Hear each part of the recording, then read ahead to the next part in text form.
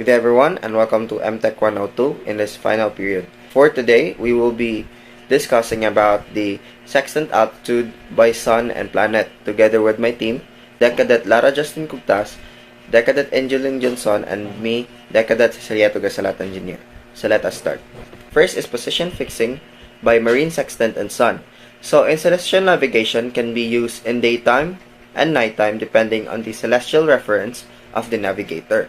So in getting the sextant altitude by the sun, the appropriate time is noon as the sun is directly above the navigator and it is easier to spot using the marine sextant. By using the marine sextant, we will have the calculation to get its altitude of the sun. So the step 1 is to note date and ship position. Step 2 is use marine sextant and determine sextant. Third is fix sextant index error. Fourth is determine the height of the eye for the dip correction. For example, this is the example of calculation of the sextant altitude by the sun. So, in 18th of November 2003, and with the DR position, north 22 degrees and west 154 degrees, the sextant altitude of the sun, lower limb, on the meridian was 44 degrees and 20.8 minutes, and the index error is 0.4 minutes of the arc, and it has the height of the eye, which is the 15.3 meters. So as you can see in the illustration, here are the sextant altitude, the index error, the observed altitude, the height of eye or dip, the apparent altitude, the main correction, and the true altitude. These are the variables that needs to be answered. So the sextant altitude is 44 degrees and 20.8 minutes. It will be deducted or added with the index error. Since the index error is off the arc, we will be adding the 0.4 degrees to the sextant altitude. And we will have the observed altitude of 44 degrees and 21.2 minutes. Next is we will be adding or subtracting the height of the eye or the dip. Since the height of the eye is 15.3 meters and it is stated in the altitude correction table that 15.3 meters is equals to negative 6.9 minutes. So we will be subtracting the 44 degrees and 21.2 minutes, which is the observed altitude, to the height of the eye, which is negative 6.9 minutes.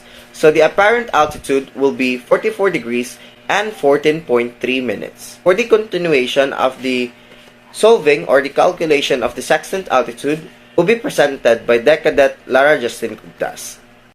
In continuation with the topic, we already have the apparent altitude, which is 44 degrees 20.8 minutes. So we need to find its equivalent in the altitude correction tables. So it is between 43 degrees and 59 minutes and 47 degrees and 10 minutes. So the equivalent is positive 15.3. So since we already have the main correction, lower limb, we can already get the true altitude by adding the apparent altitude and the main correction. So the true altitude is 44 degrees 29.6 minutes. So for the next topic, we have the position fixing by stars and planets. Another way to ease taking sights of stars and planets is to use the upside down sextant method. Zero out the index arm and the micrometer drum.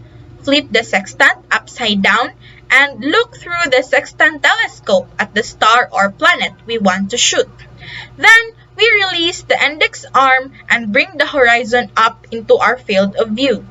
Finally, we flip the sextant over, look out at the horizon, and make our fine adjustment with a micrometer drum. This method eases the process by allowing us to keep the sextant aimed at the small star or planet and bringing the big, wide horizon up to it. So here is the example. Find the altitude of planet Venus on June 18, 2004, when the sextant altitude was 46 degrees 17 minutes. the height of I was 7.9 meters and there was no index error. So we already have the sextant altitude and the observed altitude. So the next is we need to find the equivalent of 7.9 meters, which is the height of I. So in the altitude correction tables, the equivalent of 7.9 meters is negative 4.9. So in continuation, we have the apparent altitude of 46 degree and 12.1 minutes. So to get the total correction, so we need to go back to the table and we can see that the 46 degree is in between of 45 degree and 48 minutes. So we have negative 0.9. So apparent altitude minus total correction, so we have the apparent altitude of 46 degree, 11.2 minutes. So to get the correction of the Venus, as you can see, the apparent altitude is 46 degree and 11.2 minutes. So we can spot here that the 46 is in between of 40 degree and 60 degree. So we have the plus 0.3. So we have the apparent altitude of 46 degree, 11.2 minutes, and the correction of the Venus, which is plus 0.3. So we have the true altitude of 46 degree and 11.5 minutes. We will learn what is correction of altitudes. Correction of altitudes means, now when we take a site, let's say for example lat by meridian altitude, so we take a sextant altitude, we apply corrections and corrections to obtain true altitude. So our journey from sextant altitude to true altitude, we apply so many corrections, so we will understand each and every correction, what is exactly happening. So let us start. So before understanding what is the correction of altitudes, we will understand some basics about the horizons, all the three types of horizon. So let us start. Now this is celestial sphere, this is earth, these are celestial poles, and this both are our geographical poles. So let me take an observer. This is an observer, so exactly above observer there will be zenith, and exactly opposite to zenith there will be nadir, and the rational horizon will be a great circle passing through the center of the earth, and it will be exactly dividing the zenith and the nadir into equal parts. So this is rational horizon, and this rational horizon keeps on changing as the position of the observer changes, like this. So as you can see, the observer is changing its position, zenith and nadir are changing, and depending on that the rational horizon is changing. So now we are very much clear with what is rational horizon. Let us see the another topic. Now let me say this is the observer and this is the zenith. So sensible horizon is nothing but this plane. Now as you can see, it is passing through the observer's eye, and it is also parallel to the rational horizon. As this plane is not passing through the center of the earth, that is why this sensible horizon is called as a great, it is not called as a great circle, it is a small circle, and rational horizon is a great circle. So we are very much clear now what is sensible horizon. Now let us see what is visible horizon. So visible horizon is nothing but maximum the observer can see. This is visible horizon, and as because of the curvature of the earth, that is why the observer has a limit of vision, and that limit of vision is nothing but creating a horizon that is known as visible horizon. So now all the three horizons are clear. Now let us start with the correction of altitude. Now this is our earth, this is the observer on the earth, and let me bring the celestial sphere. So this is the celestial sphere, and exactly above the observer is the zenith. And now let me bring all the horizons. So this is the sensible horizon, this is the visible horizon, and this is the rational horizon. Now the thing what is the main thing in the while taking a site? You need a body. So let me bring sun. So this is sun on the celestial sphere.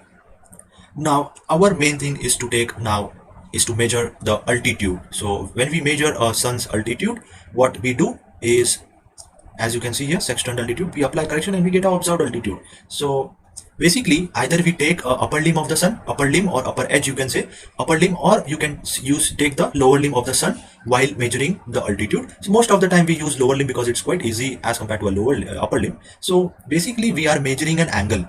Now I will show you what is the angle. Now this angle, this is the visible horizon because maximum we can see till here, and this is the lower limb of the sun. Basically we are obtaining this angle, but when we obtain this angle from sextant, the sextant has its error called as index error, and you all know that index error, if it is on the arc you have to subtract that correction, and if it is off the arc you have to add that correction. So after applying the index error on the sextant altitude, what you get is this angle. So this is basically a sextant altitude which is corrected for its error, and that is nothing but observed altitude. This is what is called as a observed altitude. So that is why I have not shown sextant altitude here. This is a observed altitude which is corrected for the index error. Now as we know that we apply a correction called as dip correction. So that would be all, and thank you for listening.